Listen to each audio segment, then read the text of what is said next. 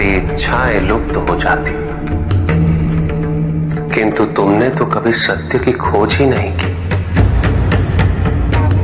तुम तो सदैव उन तत्वों को ढूंढते रहे जो तुम्हारे अहंकार के पोषण हेतु आवश्यक थे।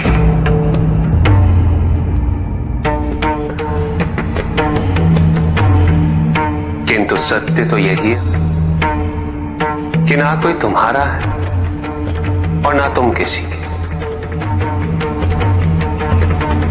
जो है वो परमात्मा का है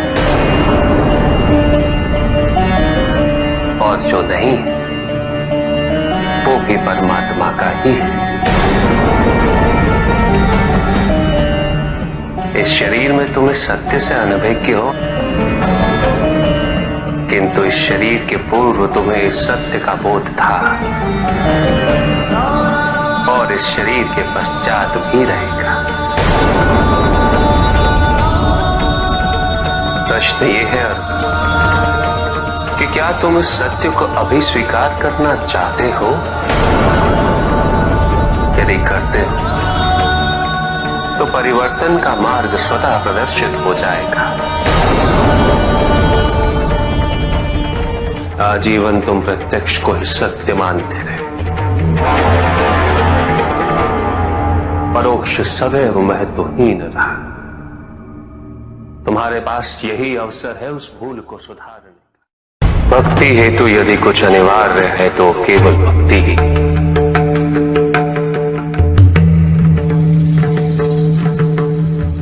किंतु प्रश्न ये है कि क्या आपकी भक्ति संपूर्ण है? विश्वास और भ्रम के बीच की रेखा अत्यंत महीन होती है।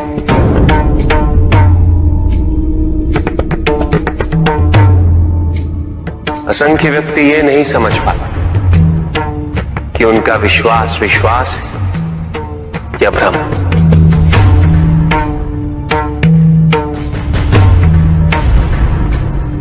मुझ तक पहुंचने के लिए किसी और की आराधना अनिवार्य नहीं। मेरे सच्चे भक्त तो मुझे किसी भी रूप में पूज सकते, किसी भी रूप में प्राप्त कर सकते। ओम नमः शिवाय। पुरुष और प्रकृति एक है, वो कभी पृथक नहीं हो सकते। शक्ति शिव के बिना अधूरी है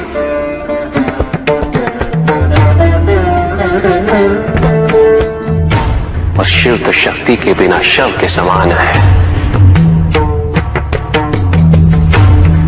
शिव शक्ति पुरुष प्रकृति का संतुलन सदैव अनर्थकारी सिद्ध होगा। शरीर में यदि स्त्री तत्वों की ऊर्जा नहीं तो शरीर निर्जीव है।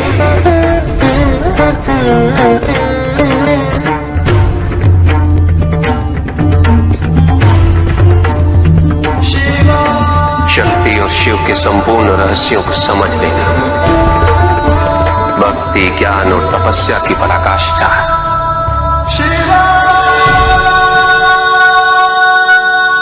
जब ज्ञान के लिए शब्द पर्याप्त ना हो, उदाहरण प्रस्तुत करना अनिवार्य हो जाता है। केवल आपके लिए ही नहीं, अपितु आपके माध्यम से समस्त संसार को शिव और शक्ति की संयुक्ता से पुनः अवगत कराना इस प्रसंग का उद्देश्य था, जो पूर्ण हुआ। महादेव महादेव।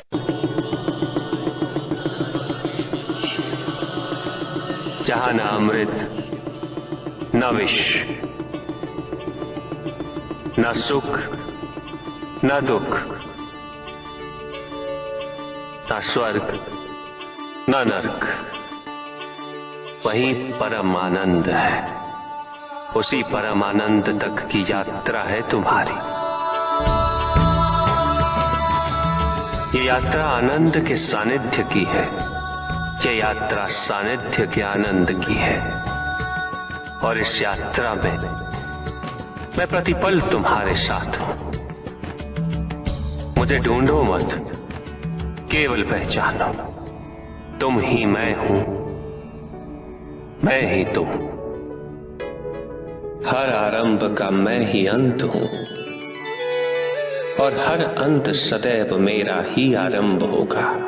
देव देव महादेव शिव।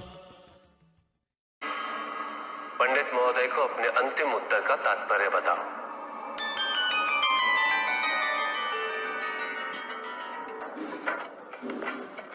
तात्पर्य ये है पंडित जी, इस जगत में 1 गुण, 2 गुण, 3 गुण, 5 गुण, ये सारे आरोपण मानव का मस्तिष्क करता है। अन्यथा जगत तो ब्रह्म माया है और ये सारे गुण भी माया मात्र है। सब कुछ निर्गुण है मेरे महादेव की भांति।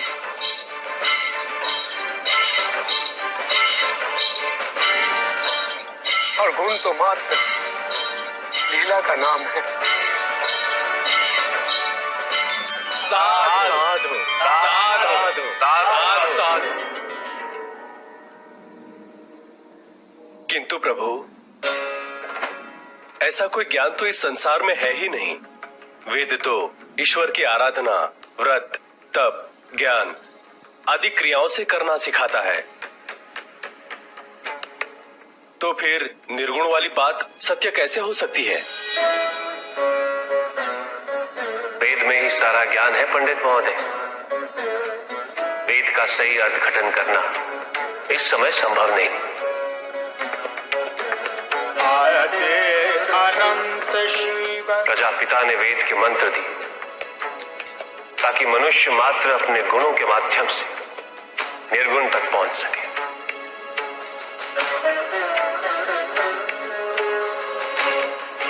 किंतु आप सब गुणों की मीमांसा में ही रुक गए। प्रश्न भी आपका और उत्तर भी आप ही का। व्रत, तप, दान, यज्ञ इत्यादि से ही संसार का निर्वाह होता है। किंतु उसी वेद में ईश्वर प्राप्ति के लिए निर्गुण बनने का मार्ग छिपा हुआ है। उस ज्ञान को आप देख नहीं पाते पंडित महोदय। इसीलिए अपने आप को देवताओं से अधिक ज्ञानी समझते।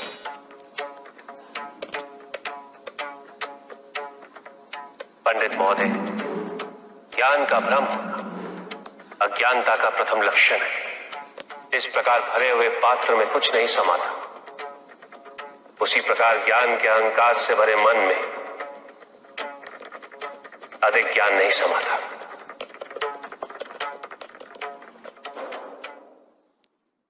पूछ सकता हूं? अवश्य ऋषि कश्यप। जहां प्रश्न नहीं वहां जिज्ञासा नहीं, और जहां जिज्ञासा नहीं होती वहां ज्ञान की वृद्धि नहीं हो सकती।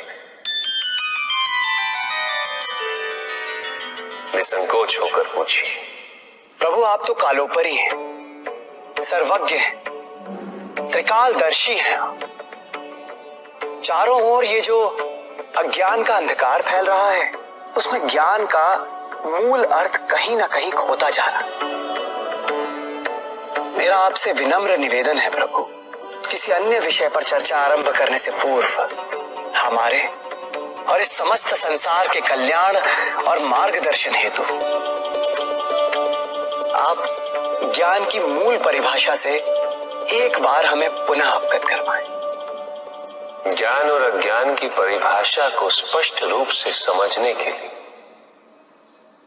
ज्ञान और अज्ञान की विशेषताओं का स्मरण करना आवश्यक है। जिसके कारण स्वार्थ, विनाश, क्रूरता, अशांति और भय में वृद्धि हो, वह ज्ञान है। किंतु जो व्यक्ति को उदार, निर्भीक, सहनशील और विनम्र बनाए, वही ज्ञान है। अज्ञान की शक्तियां दुरुपयोग करने हेतु प्रेरित करती हैं, किंतु जो अपनी शक्तियों और अपने सामर्थ्य के प्रति अपने उत्तरदायित्व को समझाए, जो न केवल अपने अपितु अपने से पहले संसार के उद्धार हेतु प्रोत्साहित करे, वो ज्ञान है। ज्ञान का मूल उद्देश्य ही परोपकार है, सृजन है। दूसरों की भावनाओं को समझना, उनका आदर करना, यही ज्ञान है। क्योंकि ज्ञान हमें न केवल अपने अपितु दूसरों के दुख और सुख के प्रति भी संवेदनशील बनाता है। किंतु जो दूसरों की भावनाओं का अनादर करे, उसे ज्ञान की श्रेणी में कैसे रखा जा सकता है? अज्ञान के कारण व्यक्ति सांसारिकता में बंधता जाता है, वो माया में उलझता जाता है। अज्ञान परम सत्य से दूर ले जाने का माध्यम है, किंतु ज्ञान व्यक्ति को परम सत्य की ओर ले जाता है। ज्ञान मुक्तिदायक है, मोक्ष का मार्ग है, और इस मुक्तिदायक ज्ञान का सर्वोच्च रूप है आत्मज्ञान, और यही ज्ञान की पूर्णता भी है। ज्ञान और अज्ञान का ये अंतर संसार में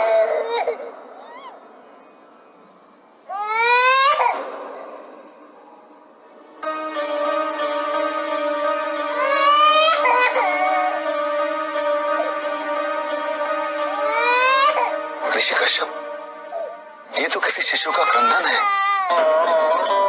विदर्भ देश के राजा और मेरे भक्त सत्यार्थ का पुत्र, चालू देश के राजा ने सत्यार्थ की हत्या कर दी।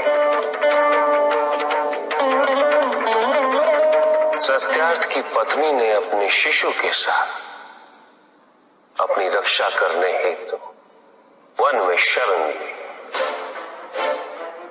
किंतु अब तो वो भी मृत्यु को प्राप्त हो चुकी है।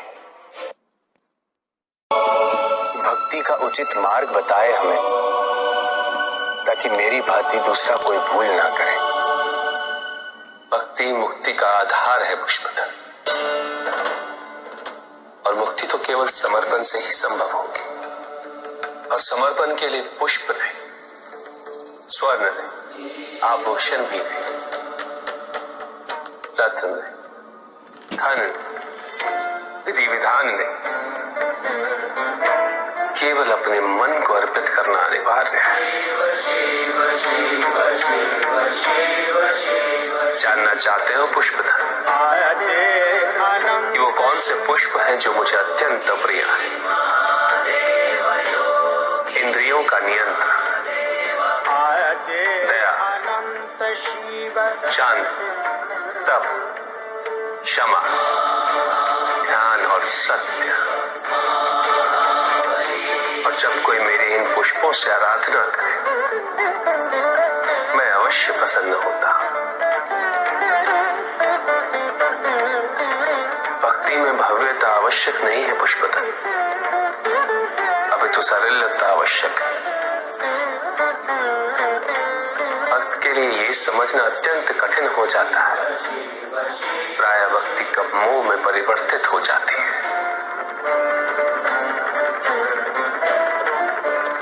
और ऐसे में पथ भ्रमित होना अनिवार्य है।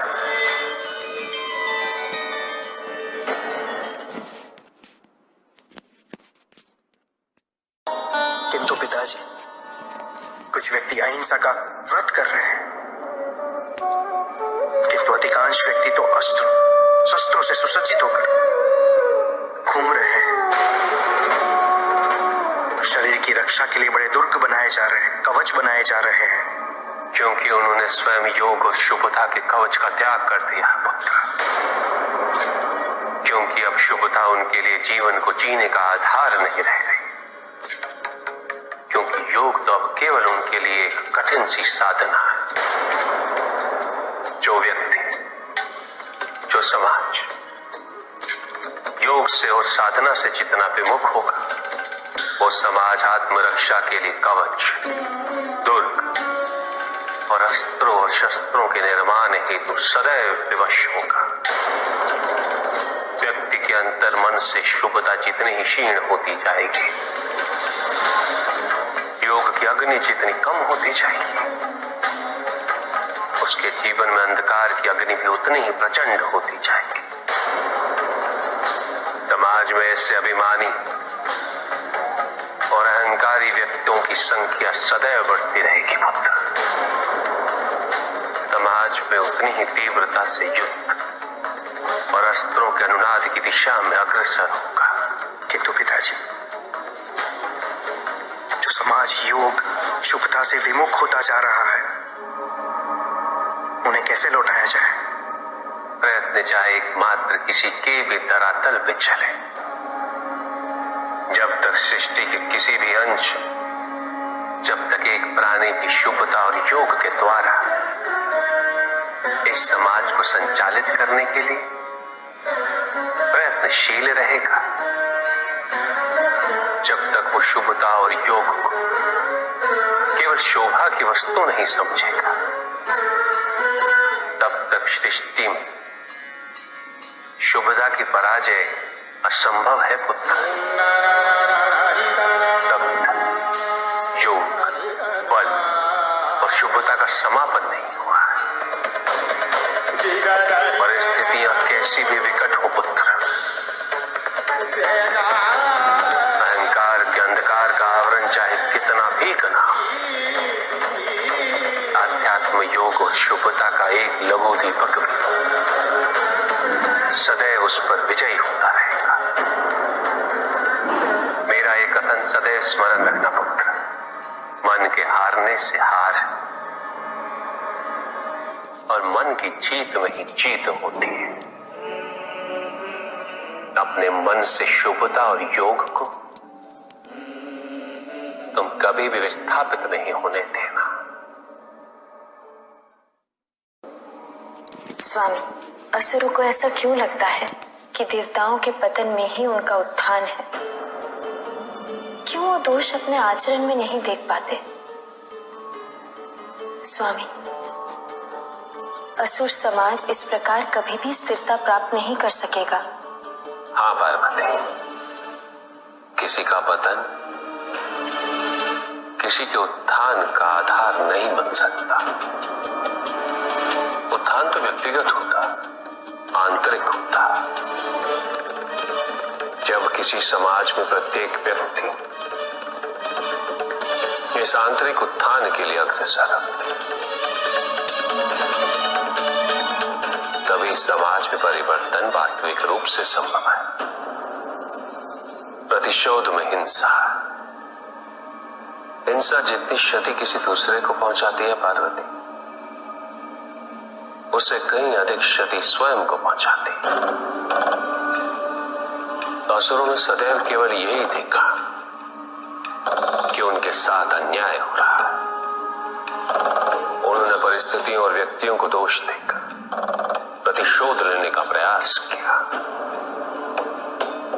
किंतु किसी ने कभी ये नहीं सोचा पार्वती कि जिसे वो अन्याय समझ रहे हैं, क्या वास्तविकता में वो अन्याय है भी या नहीं, और यदि अन्याय है तो उसके कारण क्या।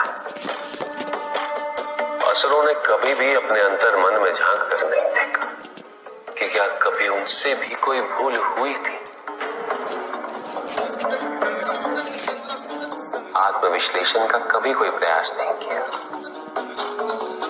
उन्होंने सदैव केवल यही समझा कि त्रिदेव ने और देवताओं ने उनके साथ विश्वासघात किया, किंतु उन्होंने अपने द्वारा किए गए विश्वासघात पर कभी विचार नहीं किया।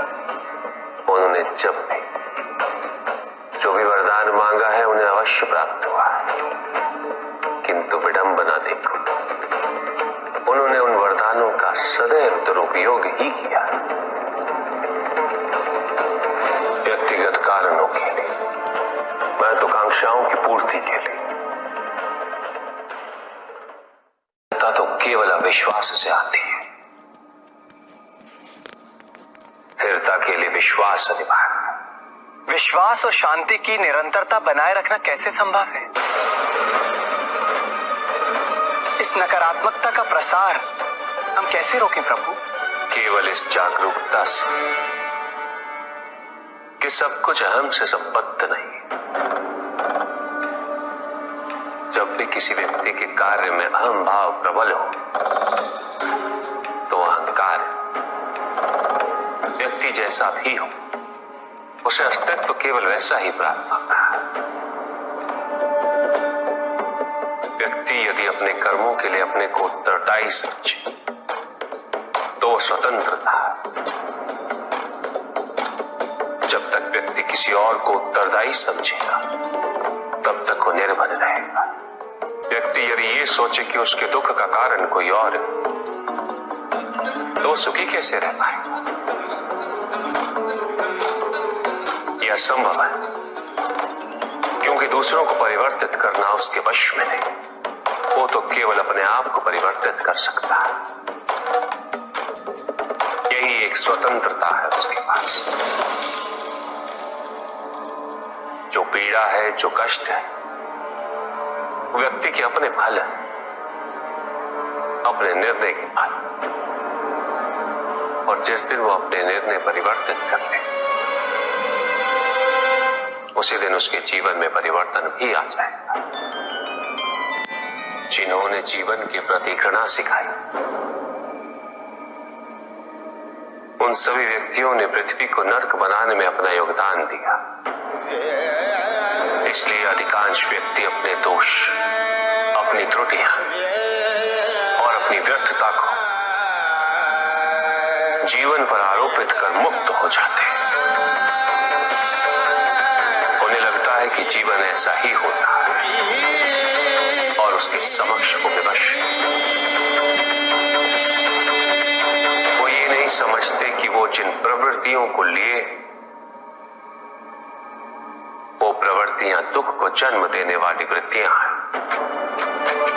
वो अपनी अज्ञानता के गहराई से अनभिज्ञ है और वो अपने अहंकार में ये स्वीकार नहीं कर पाते कि वो तो कुछ जानते ही नहीं। अहंकार सर्वज्ञता का भ्रम उत्पन्न करता है।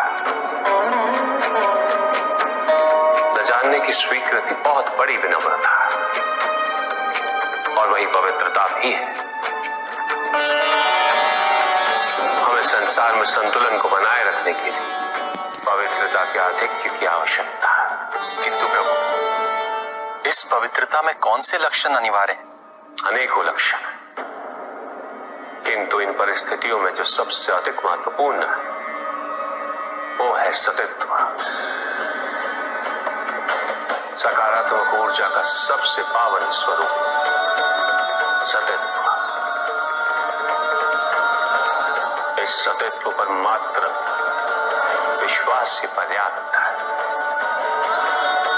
व्यक्ति को सुरक्षित रखने के लिए।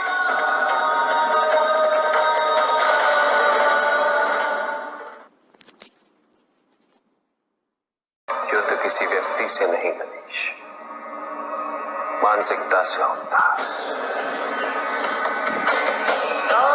युद्ध में संघर्ष अच्छाई या बुराई का नहीं होता, सभी में अच्छाई है और बुराई भी है पुत्र।